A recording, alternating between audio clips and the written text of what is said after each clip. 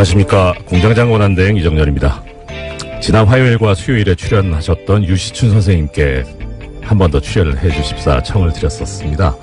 마무리 못하고 가셔가지고 더 듣고 싶은 말씀도 있고, 네, 도저히 일정이 맞지 않아서 미안하다고 죄송하다고 하시면서 뉴스공장 애청자님들께 말씀을 전해달라고 연락을 주셨습니다. 유시춘 선생님의 말씀을 그대로 전해드리겠습니다. 이틀간의 짧은 인터뷰에 여러분께서 보내주신 과분한 관심과 응원에 깜놀했습니다. 어이구, 네.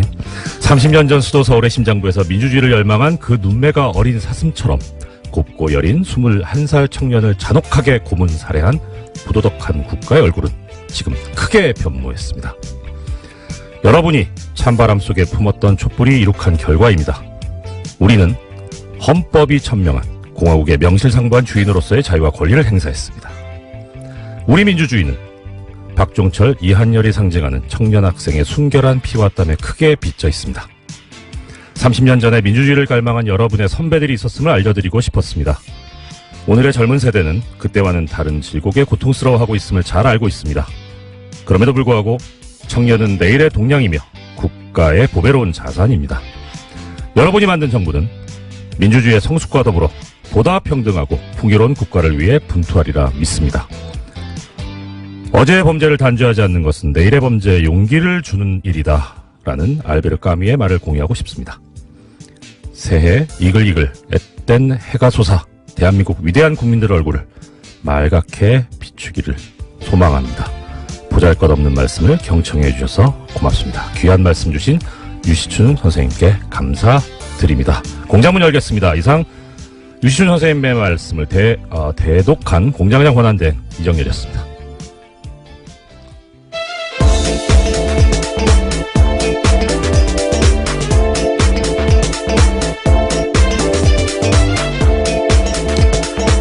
예, 시사인의 김은지입니다. 제가요, 요번에 알았습니다. 왜 김은지 기자님 나오시는 코너 이름이 없을까? 그럴 리가 없다. 그래서 확인해본 결과 ERNew네요. ERNew. 네, 이것만은 알아야 할 아침 뉴스의 약자인데요. 네. 굉장히 오랜만에 알려주셔서 저도 새삼스럽습니다. 전 진짜 없는 줄 알았어요. 근데 공장장님 왜 저기 소개를 안 하시는데요? 네, 가끔 대행이 오셨을 때 이름이 좀 빛을 발하긴 하는데요. 예. 네. 그래서 이제 가끔 색다른 피가 수혈되는 게 좋다. 예. 예. 자, 오늘 그러면 이제 일단 먼저 혹시 마지막에 어떻게 될지 모르니까 일단 이 일주일 동안 저를 너무너무 도와주신 김은지 기자님께 저는 또 개인적으로 감사드리고요. 그 다음에 김은지 기자님께서도 우리 뉴스공장 애청자분들께 한 해 이제 마무리 인사 먼저 하시고 시작하는 걸로 합시다. 제가 더 덕분에 많이 배워서요. 예. 그렇게 말씀해 주셔서 감사드리고요. 진짜 2017년 뉴스공장이랑 한 해 같이 했었는데 뜻깊은 뉴스들 전할 수 있어서 정말 좋았습니다. 특히 이재용 삼성전자 부회장의 영장 재청구됐을 때 발부된 거, 그 소식 전하면서 정말 저 뿌듯했었거든요. 그 시간에 그 기억들을 다시 한번 되새겨보고 싶습니다. 근데 이상한 게요. 지금 김 기자님 소감을 말씀하시는데 이것도 꼭 뉴스를 전해주세요. 예. 자, 첫 번째 소식 전해주십시오. 네, 박근혜 정부가 국정원을 동원해서 이명박 정부 시절 아랍에미리트 원전과 관련한 이면 계약 여부를 조사했다라는 어제 SBS 보도가 나왔습니다. 관련된 문건이 나온 건데요. 검찰이 국정원 간부로부터 확보한 자료입니다. 이명박 정부가 원전 수주의 조건으로 핵 폐기물과 폐연료봉을 국내에 반입하기로 했다라는 의혹이 조사 대상이었습니다. 또 아랍에미리트에 대한 핵 기술 이전을 미국이 반대해서 조기 착공이 곤란하다라는 내용도 있다라고 합니다. 이게 지금 주어를 다시 한번 들어주셔야 될 것이 청자분들께서 지금 현 정부가 아니고 박근혜 정부에서 조사를 했었다는 겁니다. 그러면은 두 가지 중에 하나겠죠. 정말 문제가 있었거나 아니면 이 조사를 함으로써 타개해야 될 문제가 있었거나.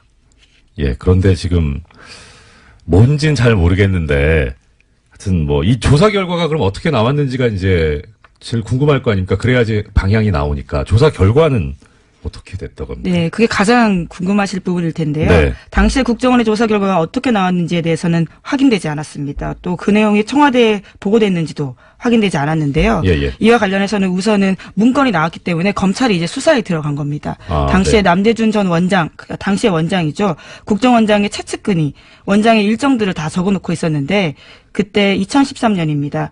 그때 김장수 당시 청와대 안보실장으로부터 이러한 사실들을 확인 요청 받아서 써놨다라고 합니다. 그러면 이게 어떤 다른 목적이 있는 건지 정말 문제가 있어서 뭐 조사가 된 건지 그것조차도 아직 모르는 상황이네요. 네, 현재로서는 그렇죠. 이게 뭐 어떤 국가기밀이 들어있는지는 모르지만 빨리 조사가 맞춰져서 우리 국민들의 궁금증을 해결해 줬으면 하는 그런 마음이 듭니다. 네, 이 자체로도 사실 굉장히 놀라운 일인데요. 그렇죠. 원전 수주의 조건으로 핵 폐기물을 국내에 들어오겠다라는 식의 의혹이 있었다라는 것은요. 예. 원래는 2010년 국회 대정부 질문에서도 나왔다라고 합니다. 네. 이제 그런데 이것에 대해서 박근혜 정부조차 의심하면서 관련 내용들을요 국정원에다가 알아보라고 시킨 거다라고 알 수 있는 겁니다.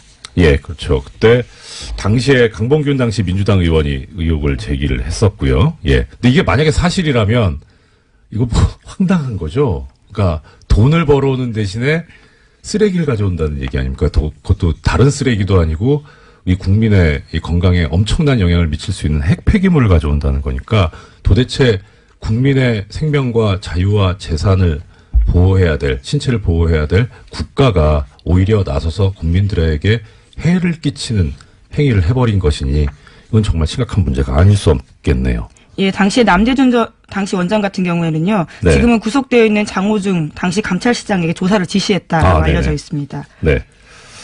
자, 그러면 여기에 그런데 또 관련된 지금까지 해주신 소식은 전부 SBS에서 보도를 한 거네요. 또 하나의 소식이 있다고. 네. 얘기죠. 예. 관련해서 SBS가 연속 보도들을 했는데요. 이게 중요한 네. 보도다 보니까 몇 가지 보도가 있습니다. 네네. 국정원에서 어떻게 진상 파악을 하게 됐냐에 대해서요. 조금 네. 더 의미를 부여하고 있는데 관계자들 멘트를 땄습니다. 예. 문건을 작성했다라고 알려진 국정원 간부에 대해서 어떻게 쓴 거냐 물어봤더니요. 예. 문건에 그런 내용이 있다면 사실일 가능성이 높다라면서 하지만 정확한 내용은 기억나지 않는다라고 밝혔고요. 또 이에 대해서 당시 남대준 원장을 만났던 김장수 안보실장도 이야기를 했는데요. 자기는 기억나지 않는다라고 했습니다. 결정적인 순간에 기억나지 않으시는. 근데 이 기억이 나냐 안 나냐 또 당시 어떤 일이 있었냐 이것까지 이제 검찰이 조사를 해야 되겠죠. 예.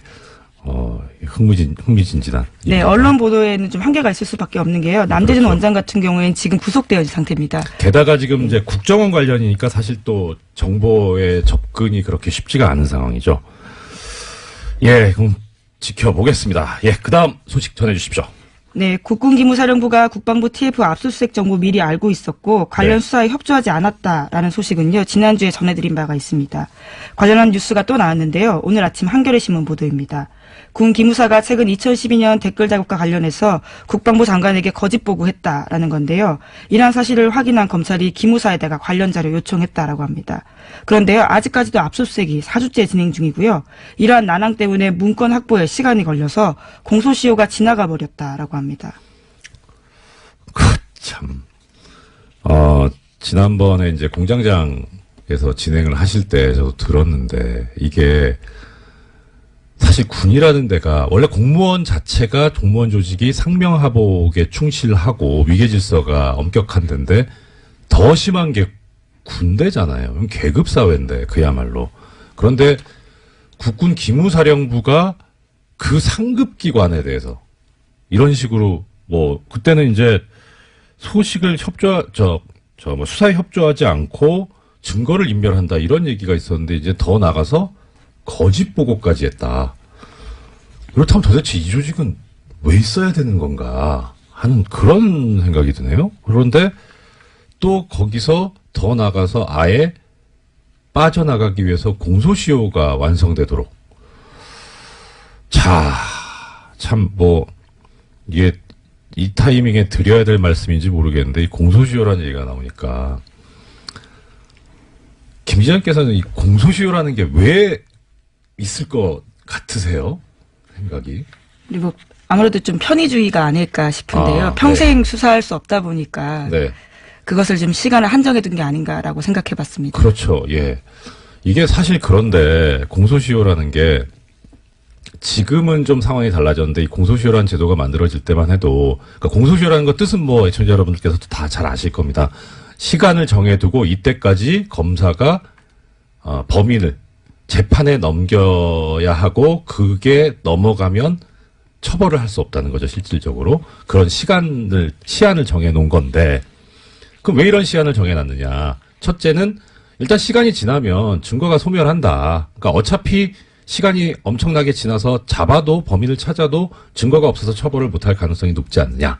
그다음 두 번째는 이렇게 오랫동안 범인 입장에서도 발각되지 않기 위해서 숨어 살아야 되니까 그 자체로 고통이다. 이것도 일종의 형벌이다. 이런 논리가 두 개가 주축을 이루고 있거든요. 그 처음에 이제 공소시효 제도를 배웠을 때는 뭐 그럴 수도 있겠다 싶었는데 지금 생각해 보면 예를 들어서 지금 우리 증거 중에 제일 또 높게 치는 증거 중에 하나가 DNA잖아요. 이건 시간이 가도 안 변하잖아요. 증거가 소멸한다? 아닌데. 그리고 범인이 오랫동안 도피 생활을 해서 불편할 것 같다. 안 불편할 수도 있을 것 같은데. 근데 지금과 같은 상황이면 사실 버티면 이긴다라고 생각할 것 같습니다. 그렇죠. 오히려 시간을 네. 끌어버리는 그런 상황까지 네. 온 거죠. 그래서 중간에 어떤 일이 있었냐면 해외 도피를 해버리는 아예. 그래서 중간에 형사소송법이 개정이 되면서 해외에 나가 있었던 동안은 공소시효가 그 시간에 넣지 않는 걸로. 기소중지 같은 건가요? 기소중지하고 또 다르다. 다른가요? 예. 기소중지는 검찰이 하는 처분이고요. 아예 그 해외에 나가 있으면 그 기간을 빼는 그런 법 개정이 있었는데 지금 상황 같으면 도대체 공소시효가 왜 있어야 될까?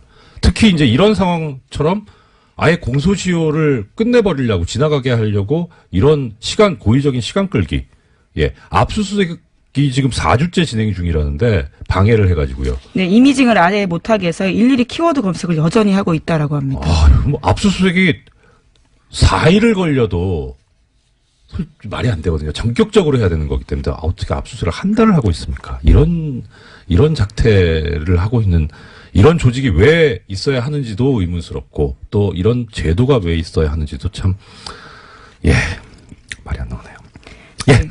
다음 소식 부탁드립니다. 예, 이번에도 공소시효와 관련된 내용이 있습니다. 네. 계속해서 이건희 삼성전자 회장의 차명재산 관련된 내용 알려드리고 있는데요. 네네. 2008년 삼성 비자금 특검에서 드러나지 않았던 이건희 삼성전자 회장의 수천억 원대 차명재산이 있다라고 알려드렸습니다.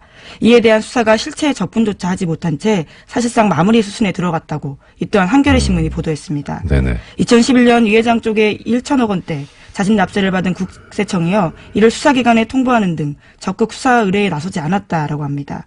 그러다 보니까 공소시효가 이것도 지나가고 있다고 하는데요. 다만 한 가지 희망은 있습니다. 공소시효가 남은 2013년에서 2014년 사면계좌에서 발급된 수표가 있어서요. 이것을 어떻게 할지 수사당국의 의지를 봐야 된다라고 합니다. 예. 이것도 그렇게 시간이 많이 남지 않았네요. 자, 그럼 이제 제기되는 문제. 공소시효를 없애면 되지 않냐. 없애는 것까지는 그렇다 치고, 그 다음에 이제 어떻게 되는 거냐. 예, 지금 이것도 지금 공소시효가 문제인데, 그러면은,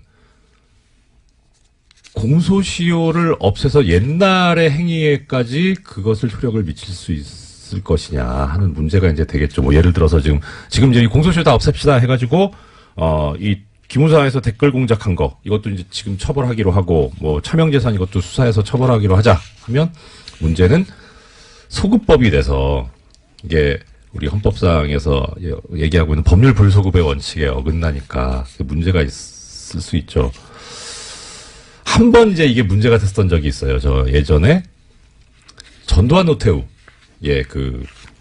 내란 사건에 관해서 특별법이 만들어지면서 그때 공소시효를 없애버렸죠. 그래서 당연히 그 전두환 노태우 이 피고인 쪽에서 이거 공소시효를 이렇게 적용하는 거는 법률 불소급의 원칙에 어긋난다. 위헌이다라고 하면서 주장을 했었는데 거기에 대해서 헌법재판소가 얘기하기를 예외가 있을 수 있다. 모든 법에. 그런데 이런 중대한 일에 예외를 두지 않는다면 도대체 언제 예외를 둬야 하느냐 하면서 합헌이다라는 결정을 한 바가 있습니다. 이것도 비슷하게 봐야 되지 않을까. 지금 정치적, 경제적으로 나라의 근간을 흔드는 이런 범죄들인데 이것도 한번 고려해 볼, 공소시효를 소급해서 적용할 해볼 만한 그런 사안이 아닐까 하는 생각을 해봤습니다. 네, 또 살인 사건이나 이런 네. 사건이 벌어졌을 때는요, 그놈 목소리 영화가 기억이 그렇죠. 나는데 네. 공소시효 문제 계속해서 나왔던 것 같습니다. 네, 그렇습니다. 예, 다음 소식은요. 네, 이 또한요 공소시효 관련된 내용입니다. 오늘 계속해서 키워드가 공소시효입니까? 네, 오늘 아침에 그런 보도들이 꽤 많았는데요. 아, 그렇군요. 이번에는 경향신문 보도입니다. 네. 검찰이 고대영 KBS 사장의 국정원 돈 200만 원 수수 혐의를 공소시효 만료 등의 이유로 형사처벌하지 못할 것으로 보인다라는 건데요. 이명박 박근혜 정부 당시 숨겨진 비위와 부정부패에 대해서 검찰 수사가 공소시효라는 장애물을 만났다라는 지적이 나오고 있다고 합니다. 그거 참. 공소시효가 또 하나 말씀드리자면, 공소시효는 시효고, 우리가 진실을 밝혀야 되니까, 수사는 해놓고,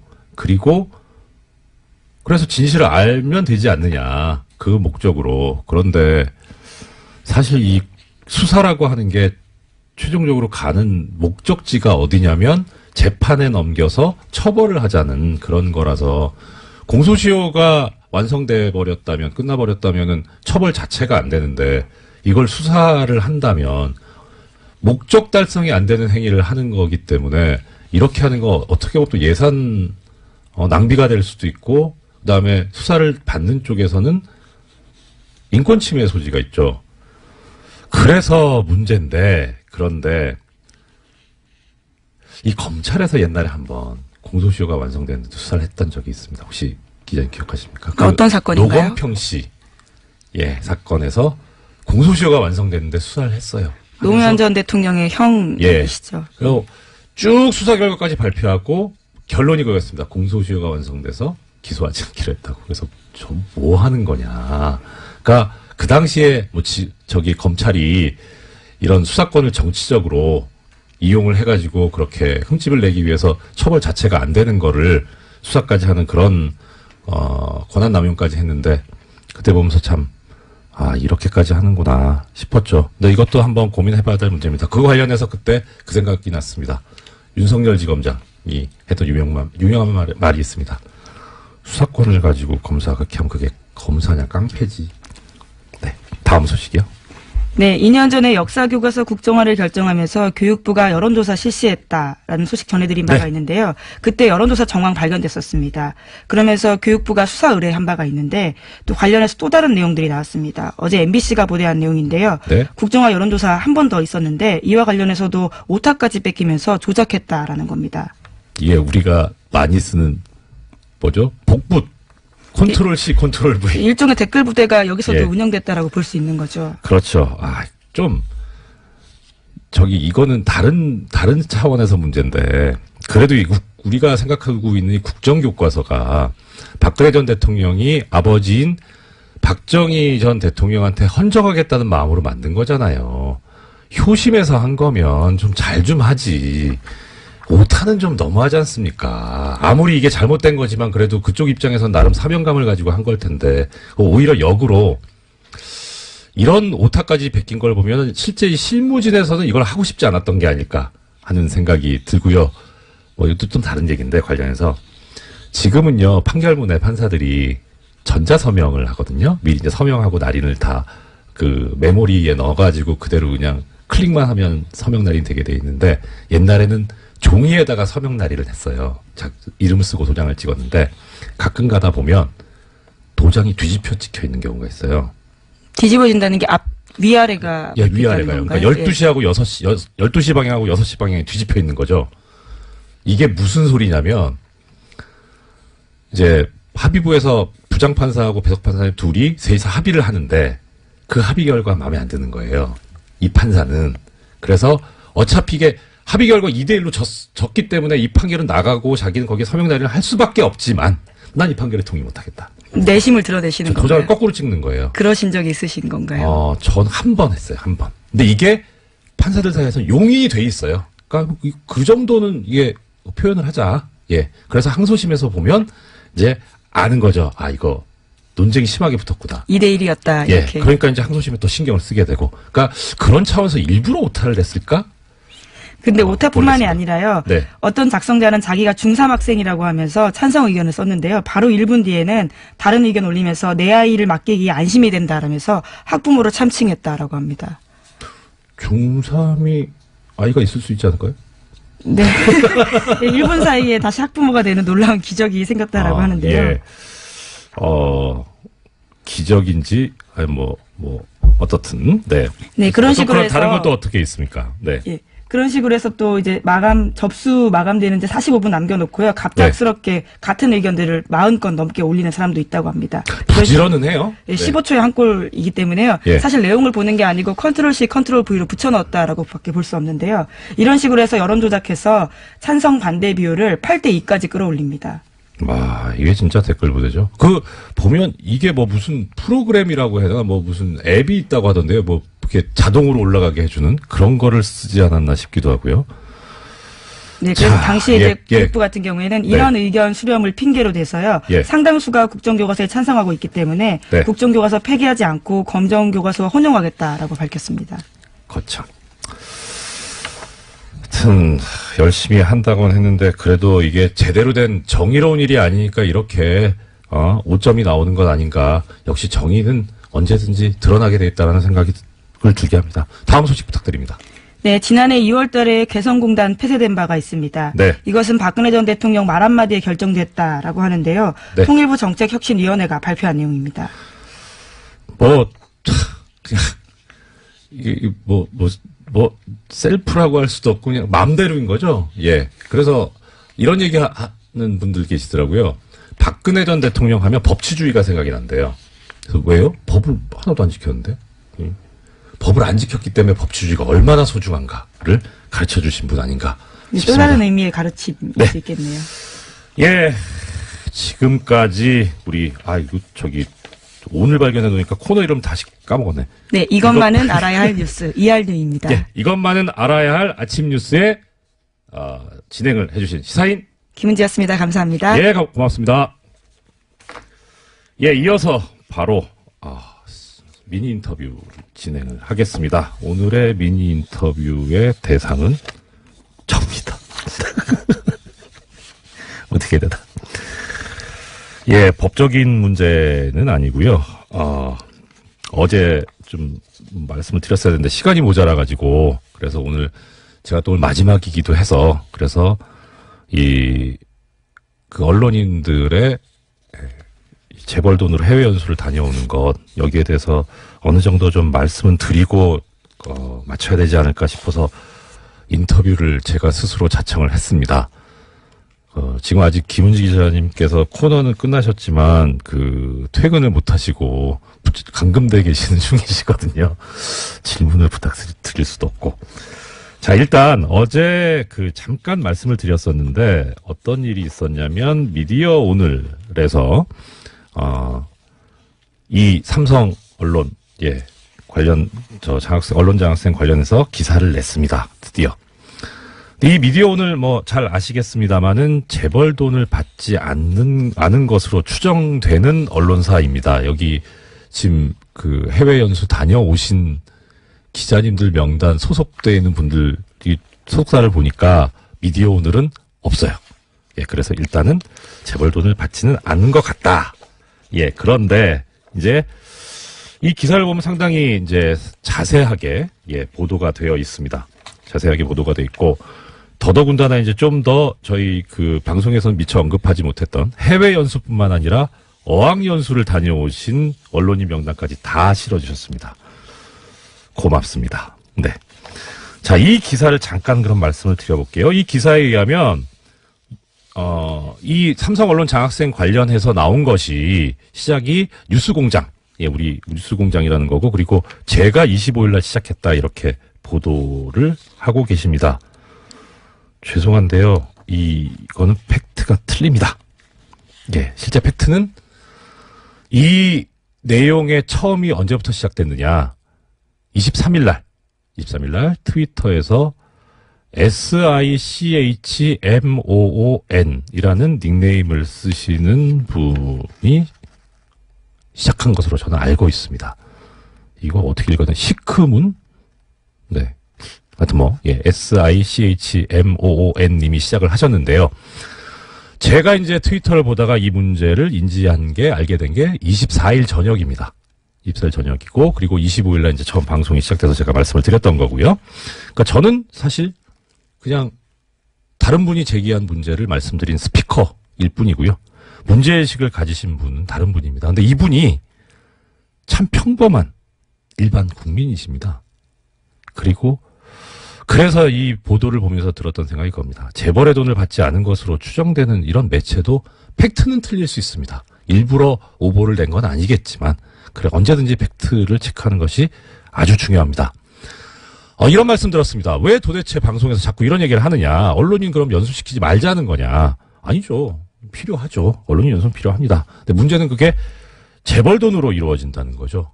그 다음 두 번째는 선발 과정에서 사주의 추천이 필요하다는 겁니다.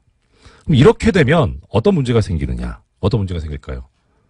사주는 언론사의 수익을 극대화해야 할 의무, 책임이 있죠. 그러니 제가 사주라면 어떻겠습니까? 자, 광고를 많이 줘야 이득이 올라가는데 광고를 주는 데는 그래도 어느 정도 여유가 있는 그런 기업이어야 할 거고 우리나라로 치면은 재벌 아니겠습니까? 그러면 재벌을 옹호하는 기사를 써야 광고가 들어올 거고 그러니 재벌을 옹호하는 그런 기사를 쓰는 언론인을 먼저 추천하고 싶지 않을까요? 그게 인지상정일 것 같아요. 그러니까 역으로 해외 연수를 가고 싶으신 기자님들께서는 내가 저걸 가려면 재벌을 옹호하는 기사를 써줘야 되겠구나라는 생각이 들 수도 있고요. 이건 인지상정일 것 같습니다. 예를 하나 들어보겠습니다. 이 삼성언론재단, 삼성 돈으로 2013년에 연수를 다녀오신 문화일보 기자님이 한 분 계십니다. 이분이 연수 가기 전에 2009년에 기사를 하나 쓰신 게 있습니다. 제목이 이렇습니다. 삼성, 세계 최초 최고 기술 뽐내다. 내용을 보면요. 이 삼성전자의 기술 발전을 언급하고 있습니다. 삼성이 또 최고의 기술을 가진 부분도 있죠. 예. 근데 문제는요. 이 기사에 실린 사진이 삼성전자에서 제공받은 사진입니다. 취재가 아니었던 것 같아요. 제공받은 자료가 아니냐. 그 다음 제목을 이런 식으로 자극적으로 최고의 기술 뽐내다. 지금 김은지 기자님 계시지만 기사 제목 이렇게 뽑습니까? 저는 이거는 좀 수필 같다는 느낌이 들어요. 아니, 말씀을 드려도 되는 건가요? 네, 그럼요. 예. 제목은 기자가 뽑진 않고요. 아마 예. 편집부에서 따로 아마 뽑을 겁니다. 예. 김은지 기자님께서 이렇게 또 피해 가시는군요. 그러나 저 말씀 맞을 겁니다. 예. 자, 그래서 이걸 어떻게 해결하는 게 좋겠느냐. 이렇게 재벌 돈으로 안 갔으면 좋겠습니다. 국가에서 운영하는 재단, 이 언론도 중요한 하나의 민주주의 축이니까 국가에서 운영하는 재단이나 또 언론인들께서 그냥 주머니 털어서 하나 만들어가지고 하셨으면 좋겠습니다. 있죠. 언론진흥재단도 있고 기자협회에서도 보내시지 않습니까? 있지 않습니까? 거기서 했으면 좋겠습니다. 이와 관련해서 2005년도에 보면 한국기자협회보에 실린 기사가 있는데요. 이 대담 포론에 관한 부분입니다. 거기에 지금 참석하신 분이 한겨레 대기업 전문기자, 경향신문 국제부 차장, 언론노조 신문개혁 특별위원장께서 참여하셔가지고 이 문제를 인식하고 얘기를 하십니다. 가장 큰 문제가 뭐냐? 예. 지금 이렇게 갔다 오면 결국은 유혹이 생기지 않겠느냐. 이 재벌이나 기업 쪽에 친화적으로 하는 쪽으로. 그러니까 문제다. 자본 색채가 드러나지 않는 공익적인 지원이 필요하다라는 해법까지 제시하시고 계십니다. 이게 2005년입니다. 15년 가까이 됐죠. 자, 그러면 이런 반론이 있을 수 있습니다. 갔다 와가지고 내 집 가기 전에 재벌 옹호하는 거 안 쓰면 될 거 아니냐. 네. 여기에 대해서 훌륭한 답을 주신 분이 계십니다. 지난번에 제가 한번 소개를 시켜드렸던 것 같은데요. 경향신문에서 굿바이 노무현이라는 칼럼을 쓰셨던 분이 그 글의 제목에 이렇게 돼 있습니다. 돈 받은 본질은 달라지지 않는다. 예, 어떻게 하든 재벌로부터 돈 받은 본질은 달라지지 않습니다. 자, 인터뷰가 혼자 지금 주절주절 떠들고 있네요. 예, 마무리해야 되겠네요. 재미없을 것 같습니다. 자, 바람직한 언론의 모습, 이와 관련해서 말씀드리겠습니다. 헌법에 표현의 자유가 처음 기록되던 시절이 있죠. 그때는 자본주의가 고도화되지도 않았고 언론은 기업화되지도 않았습니다. 오로지 세습된 정치 권력, 왕권이죠. 이것의 보복만을 두려워하던 시기가 있었습니다. 언론 자유만 보장되면 다 될 줄 알았던 그런 시기죠. 근데 시간이 흘러보니까 냉전 시기에 이 두 축들이, 냉전의 양축이 언론을 이용해서 조작된 합의를 만들어내는 과정이 너무나도 양쪽 다 닮아 있었습니다. 뭐 서로 민주주의 국가다 이렇게 얘기를 하고 상대방을 독재 국가라고 했지만 문제는 여론 조작을 얼마나 더 세련되게 하느냐 아니면 폭력적으로 하느냐 이 차이만 있었던 거죠. 언론의 자유만 보장해주면은 언론이 권력을 감시해서 대의민주주의 제도를 훌륭히 보완해 줄 것이다라는 생각은 미국에서 1950년대에 이미 무너졌습니다. 이것은 언론 사주와 기자가 언론의 자유라는 것을 언론 기업이 무엇이든지 할 자유로 남용하기 시작하면서 벌어진 일입니다. 2010년대를 사는 대한민국도 비슷하죠. 그래서 민주주의 광장에서 토론할 자유, 정확하고 다양한 정보를 접할 기회가 사라져버렸습니다. 언론이 누리는 권력을 소수가 독차지하는 현상이 벌어진 거죠. 사회적 책임에 관한 허친스 보고서라는 보고서가 있습니다. 여기서 자유롭고 책임 있는 언론은 공권력으로부터 유지되어야 한다는 결론을 내면서도 비판을 감수하며 사회적 책임을 다해야 언론의 자유도 보호받을 수 있다는 결론을 냅니다. 그래서 이 결론은 이렇습니다. 언론의 사명은 매일 일어나는 사건들에 대해 정확하고 진실되며 종합적인 보도를 해야 하는 데 있다. 두 번째, 언론은 다양한 설명과 비판이 제한되고 교류되는 광장, 즉 공론에 장애해야 한다. 셋째, 언론은 사회를 구성하는 여러 집단의 대표적인 의견과 입장을 반영해야 한다. 넷째, 언론 매체는 사회가 공유하는 가치나 목적을 명확하게 제시해야 한다. 다섯 번째, 언론 매체는 매일매일의 정보에 접근할 수 있는 충분한 기회를 제공함으로써 이른바 정보의 자유 혹은 알 권리를 충족시켜야 한다. 최근 언론이 이 원칙을 지켰나? 솔직히 답하실 수 있는 기자분, 김은지 기자님 빼고 누가 있겠습니까? 네. 이 이야기는 제 이야기가 아닙니다. 제 머리는 도저히 이런 얘기 안 나옵니다. 트위터에서 느릅이라는 닉네임을 쓰시는 분의 이야기입니다. 느릅님한테는 이 이야기를 소개해도 좋다는 허락을 받았습니다. 이분도 지극히 평범한 일반 국민이고요. 이렇게 우리 국민이 멋집니다. 이런 멋진 국민을 가르치거나 국민과 싸우려고 하지 마십시오. 제발. 자, 바른정당과의 통합 찬반을 묻는 국민의당 전 당원 투표가 진행되고 있습니다. 알고 계시죠? 통합 찬성파 반대파 간의 공방도 계속되고 있는데요. 어제 정치 9단주 국민의당 박지원 전 대표 모시고 반대파 입장에서 들어본 데 이어서 오늘은 찬성파 입장을 들어보겠습니다.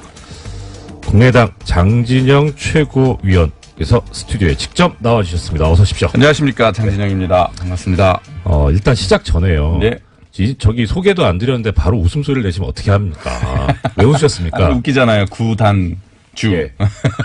박지원 대표께서 정치 구단이라는 거 거의 뭐 공지의 사실 아닙니까? 네, 그럼요. 인정합니다. 진짜로 우리 지금 현역 정치인주에 따라갈 분이 없죠. 네네. 예.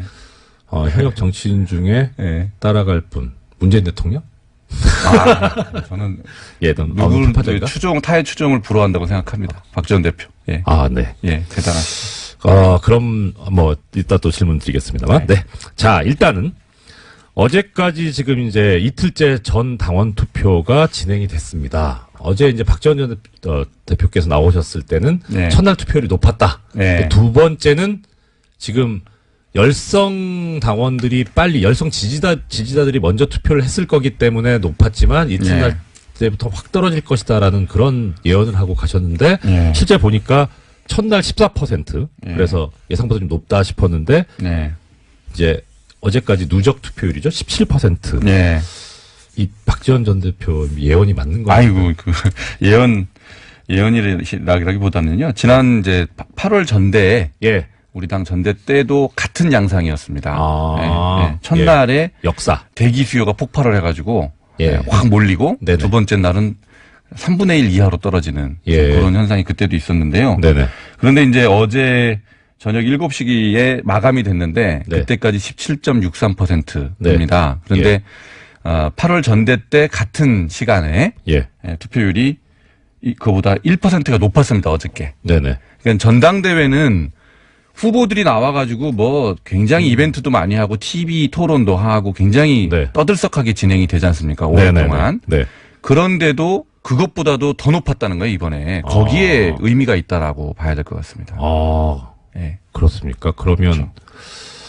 그렇습니다. 국민의당은 저기 인물이 나와서 말씀하시는 것보다 어떤 사안에 더 집중하신다, 이렇게 당원들께서 그렇다. 그렇게 일반화시키긴 어려울 것 같고요. 네. 그러니까 당원들이 그만큼 이 지금 상황에 대해서 굉장히 아주 엄중하게 바라보고 있다. 이렇게 봐야 될 것 같습니다. 네. 사실 엄중하죠. 이게 통합이냐 아니냐는 당의 존재 그렇습니다. 기로를 결정하는 건데. 앞에 나아갈 방향을 결정하는 것이기 때문에. 근데 이제 그 전에 네. 왜 그러면 당원들이 이렇게 이 투표 이 양상으로만 보면 뭐 분기탱천을 했다 이렇게 볼 수도 있는데 왜 그랬느냐. 네. 그 앞에 상황을 보면 이제 우리 당의 의원들께서 이 통합은 의원들의 반수 이상이 반대하기 때문에 하면 안 된다. 이렇게 이제 계속 말씀을 하셨어요. 네네. 또 이제 그 근거로는 호남의 민심이 이걸 반대한다. 네. 우리 당은 지역적 기반이 호남이기 때문에 호남 민심이 반대하는 것은 하면 안 된다. 이제 이런 논리를 펴셨거든요. 네네. 근데 이제 여기에 대해서 당원들이 다른 생각을 갖고 있는 겁니다. 첫 번째는 네. 우리 다른 경로로 확인해 보면 호남 민심이 통합에 대해서 그렇게 의원들이 얘기하시는 것하고는 다르더라. 그렇게 반대하는 것만은 아니다. 네. 두 번째, 당의 의사결정은 당원들이 하게 돼 있는데 네네. 의원들의 반수가 반대한다고 해서 하면 안 된다라는 것은 우리 당원의 당원 주권주의를 선언한 것에 반하는 것이다. 네. 이런 당원들이 그렇게 이제 반발을 하고 있었습니다. 네. 그것이 이제 전당원 투표가 시작되니까 이런 양태로 나타났다. 이렇게 보고 있습니다. 네. 그러면 일단 저기 요거 한번 가보고 말씀드릴게요. 어제 이제 박지원 전 대표께서 나오셔가지고 말씀을 하셨고 들려주셨던 건데 아까 이제 TV 토론 말씀도 하셨습니다만 지난 전당대회 당시 안철수 대표께서 이제 그 얘기하셨던 거를 어제 직접 부탁드리지도 않았는데 본인의 휴대전화를 꺼내서 들려주셨거든요. 한번 어제 들어보셨습니까? 다시 한번 들어보고 가겠습니다. 요새 뭐 많이 돌아다닙니다. 그게 안 돼요? 정말 공장장님 안 계시니까 이런 식으로 대국을 대하나? 그러네요. 네. 어제 문제가 있네요. 내용은 이렇습니다. 정동영 의원 쪽에서 바른정당과 합당을 추진하느냐고 물으니까 하지 않겠다. 그리고 천정배 의원 쪽에서 바른정당과 통합이나 선거연대 하느냐 하니까 생각하지 않는다. 라고 이제 이게 좀 말씀이 달라진 게 아니냐. 이게 이제 최근에 뭐 이런 동영상도 만들어서 반대 쪽에서 이제 유포를 하고 그러고 있는데요. 네네. 이게 첫 번째 끝장 토론 때 정동영 의원님께서 의원총회에서 말씀하신 내용이에요.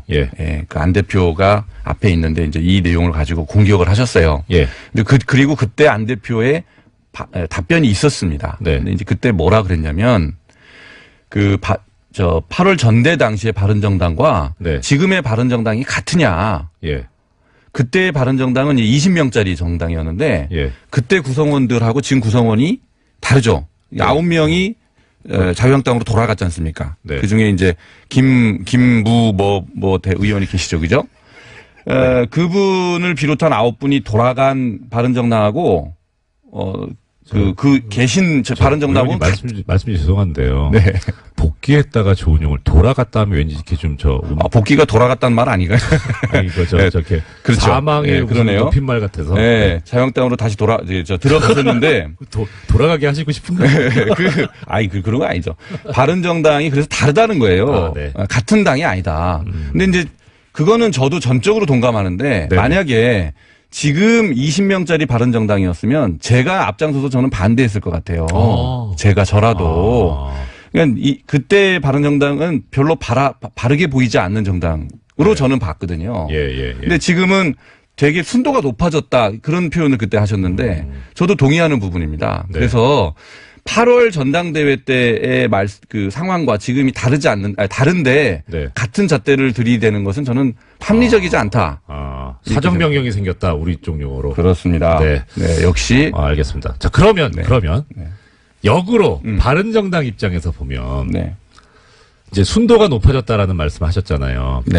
그럼 바른정당 입장에서 보면 국민의당의 순도가 높아지면 더 통합의 가능성이 높을 수도 있을지 모르겠는데 지금 이제 통합 반대파 결국 이제 이 통합 쪽으로 쭉 결론이 간다면 통합 반대파를 안고 가실 생각이신지 그렇다면 그런 방법은이나 계획은 뭔지 아니면 뭐 버린다고 하면 아니. 결별은 모르겠고요. 그거는요. 네. 명확합니다. 우리가 그분들을 안 안고 갈 이유가 없어요. 예. 바른정당에서는 뭐 마음에 바라는 게 있을 수는 있어요. 네네. 그러나 우리 당의 그런 통합을 반대하는 분들, 예. 그분들이 당을 우리가 배제할 이유가 없는 거예요. 그분들이 뭐 박근혜 대통령 같이 나쁜 짓을 했어요. 뭐 의견이 좀 다른 거죠. 또 민주화의 가장 앞장선 분들이고 네. 또 우리 당의 강령이 이렇게 되어 있습니다. 합리적인 진보, 그다음에 개혁적인 보수, 양날개로 사회 통합을 해라. 이게 우리 당의 강령의 명령입니다. 강령이에요. 네네. 그런데 그분들은 합리적 진보의 한 축을 담당하실 수 있는 굉장히 중요한 자원이죠. 예. 그분들을 반드시 안고 가야 되는 것이고요. 예. 거꾸로 저는 그런 좋은 자원들이 우리 당에 있기 때문에 개혁적 보수라고 하는 유승민 예. 대표를 비롯한 바른정당이 들어오더라도 네. 균형추가 무너지지 않는다. 그분들이 계셔야 됩니다. 그래서 오히려. 예. 예. 그리고 예. 그분들의 오랜 경험과 식견 이런 것들이 있으면 사람들이 많이 의심을 하잖아요. 유승민 대표가 결국은 자유한국당이랑 2단계 통합을 할 것이다. 이렇게 의심을 하잖아요. 네. 그런 의심이 우리 당의 중진 의원분들이 계심으로 인해서 네. 견제가 될 수 있다. 충분히 견제가 가능하다. 네. 저는 그렇게 봅니다. 어제 박지원 대표께서는 안철수 대표님한테 새 정치로 다시 돌아오라 이런 말씀을 하셨거든요. 네. 그 말씀에 대해서 어떻게 해요? 저는 제가 보기에는 이게 새 정치인 것 같은데 이 방향이. 새 정치의 가장 핵심은 네. 다당제의 정착이잖아요. 다단계라고 그러려고 그랬네. 다당제의 정착인데 지금 불리한 짓으로 거부하실 수 있습니다. 그런데 지금 이 상황은 예. 그대로 가면 다당제가 지금 굉장히 불안정한 다당제지 않습니까? 네. 바른정당이 만약에 자유한국당으로 쏠려 들어가 버리면 예. 일당이 되죠. 자유한국당이. 일당이 되겠죠. 예. 그러면 민주당이 다시 일당의 지위를 회복하기 위해서 우리 당을 굉장히 이렇게 흔들 가능성이 이제 높은 거죠. 우리가 경험칙으로만 보면. 그건 아니에요? 네. 저는 그렇게 봅니다. 그래서 왜 이렇게 부인하시는 뭐 민주당 입장이세요? 아니요. 그건 국민의 입장이죠. 네, 근데 민주당 입장에서 다시 일당의 지위를 회복하는 게 굉장히 중요하잖아요. 국회의장, 그다음에 국회 상임위, 뭐 이런 운영에 관한 주도권을 확보할 수 있다는 그런 점에서 그렇기 때문에 우리 당이 굉장히 불안해질 수가 있다. 그런 점에서 그 생각에서 그러실 수 있겠네요. 그렇기 때문에 바른정당과 순도가 높아진 바른정당과 힘을 합쳐서 이 다당제의 기반을 굳건히 하는 것. 저는 이게 새 정치의 요체라고 봅니다. 그러면은요, 이런 반론이 있을 수 있을 것 같아요. 지금 의원님 말씀대로 했을 때, 그러니까 새 정치의 요체는 다당제인데, 그런데 안철수 대표님 말씀은 뭐냐면 바른정당과 합당을 해서 우리가 제1야당으로 올라갈 수 있다. 지지율이 올라가서. 그런데 그 와중에 지금 엊그제 나온 바른정당 쪽의 통합 찬성파인 하태경 의원은 뭐라고 하셨냐면 본인의 목표는 자유한국당 소멸이고 홍준표 대표가 물러나게 하는 거다. 정치에서 손을 못대게 그렇죠. 손을 못하게 하는 거다라고 하셨거든요.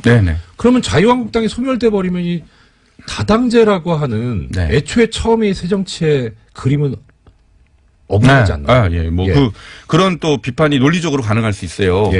근데 우리가 생각하는 바람직한 다당제는 자유한국당이 없어도 가능하다고 봅니다.